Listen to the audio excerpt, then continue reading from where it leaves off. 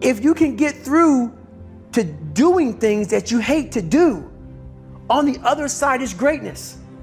That's what people don't understand. By me running, I am callous in my mind. I'm not training for a race. I'm training for life. I'm training for the time when I get that 2 o'clock in the morning call that my mom is dead or something happens tragic in life. I don't fall apart. I'm training my mind and my body and my spirit so it's all one, so I can handle what life is gonna throw at me, because the life I've lived, it throws a whole bunch at you. And if you're not physically and mentally prepared for that, you're just gonna crumble and you're good for nobody. We are all great. No matter if you think you're dumb, no matter if you think you're fat, no matter if you are fat, no matter if you've been bullied, or no matter if you just got back from Iraq or Afghanistan and you have no legs or your arms or whatever, man, we all have greatness. It just, you gotta find the courage. You gotta find the courage to put your Bose headphones on and silence the noise out of this world and to find it. And to find it because it's out there, but it's gonna take hard work, courage, self-discipline. It's gonna take all the non-cognitive skills. All the non-cognitive skills to be great. You know, smart is good, all this stuff is good, that's all cognitive. It's the non-cognitive skills that set you apart from everybody else. And that's what it's all about. My biggest advice to give everybody in the world is, like I say, we live in an external world. Everything is you gotta see it, touch it, it's external. If you can, for the rest of your life, live inside of yourself. Stop listening to people who are calling you fat, gay, transsexual, nigger. Everything that is makes no sense. All these insecure people putting their insecurities on you, you gotta flush it out. You gotta take everything and throw it away. Right now, for you to find greatness in yourself, you're not gonna find it by looking in a book or by even hearing me. I may give you the spark, but you've got to go inside yourself to find it. And that means you gotta be quiet. Go in a room, stop talking, search your soul, search your mind, search your abilities, and you'll find it. But if you're not looking for it, you won't find it. So you gotta go start your journey. And the journey starts with you finding, why the hell am I here on this planet Earth? Why am I here? And if you don't know that, you will live the rest of your life searching, always asking the question, why? You're lucky that you don't have to think like warriors think. You're very privileged. I chose this world to be a warrior, and I would choose it again if I came back to this world. But the mentality of a warrior is very different than normal mentality. You must be that person on that door, get ready to open it, thinking to yourself, if I die, so be it. The only way you can go in that door is knowing there's a great chance you're gonna die. It's like being a SEAL, you train with live ammo. You jump out of an airplane, everything you do, you could die. So to be a warrior, why people don't understand me, I'm glad you don't understand me. Merry Christmas, good on you. Because being a warrior takes a whole different mindset. A whole different mindset to know that there's a great chance I may not be in the military. Like I was in for 21 years. I'm lucky. I'm very lucky that I'm alive, able to talk to you, able to still run. But when you sign up on that dotted line to be like a SEAL, your mentality changes. I may not live. You gotta accept that. And that's the mentality you have. And that's what makes you a warrior. If you're scared to die, you're a bad warrior. A lot of people, either you like me or you don't, even in the SEAL teams, but when you get to that door or you get on that mission or you get on that op, all that shit's out the door, man. You know, you do it honestly. I mean, people say all the time in these movies and shit, you really out there fighting for that guy beside you. And you can't be a coward. Because you know what, and this is how I look at everything I do now in life, and this sums it up. I hated jumping out of airplanes. I hated shooting guns. I hated the job as a Navy SEAL.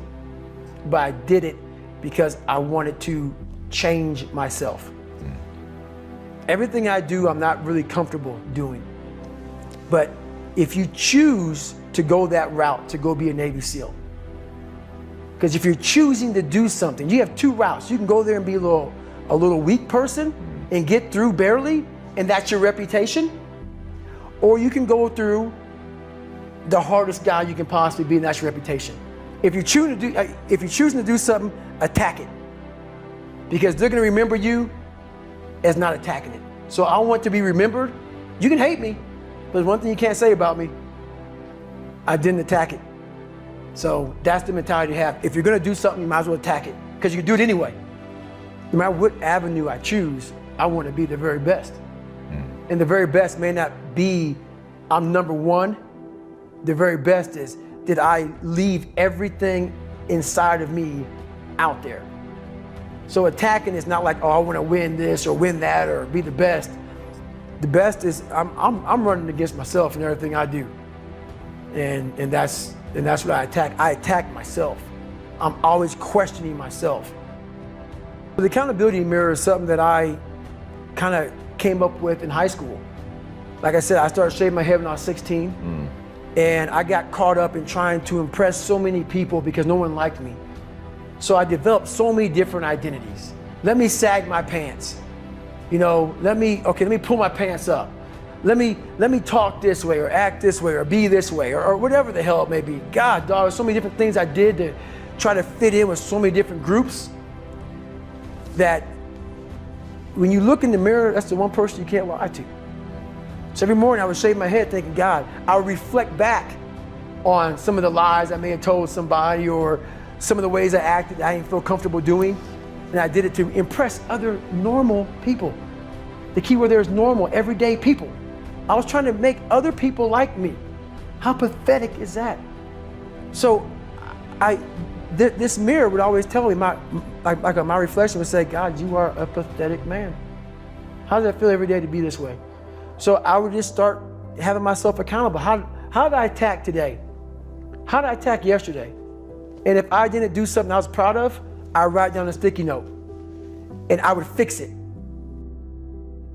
I just retired from the military in November 2015, and I was going and going and going and going. And I never really, I was a happy guy, but I'm never in the moment of like sitting back and I want to travel here to have fun or do this or do that. I've never been that person. But the first time I really got a chance to experience true happiness and true peace was so what I did to myself to become who I am today, it takes a great toll on your body. So I believe God gave me time to rest, and he took me out of commission. Not even the mind of Goggins could get me back up. So I had about a good 6-7 months where I was out. And when I was out, I had time to reflect on all I had accomplished. And that was the first time in my life where I sat back and said, wow. Because only I may be telling you some of the story, I know the exact truth of how brutal my life was and how I shouldn't be on this show today and how the mind and how beautiful it is. So what brings me joy and happiness is knowing how beautiful the mind is. And I'm one of the few people that didn't read about it, didn't experience it through some drug. I got to experience the beauty of true willpower. I'm going to fail and I will succeed. Just me talking about that gives me a feeling I know what I did. And I don't need to travel somewhere or to have this or have that. I have it all here in my mind. The beauty is remembering this young, dumb, what people called nigger is now where I'm at today. And that is, when you finally get to that point for me, it's forever lasting peace. Greatness isn't running 200 miles at a time or doing 4,000 pull-ups or being a SEAL. Greatness is whatever the hell you dreamed of in your own mind. You gotta first see it. You gotta first create this vision in your mind. And then that's when I come into play. Once you create this vision in your mind, it's how am I gonna get there now?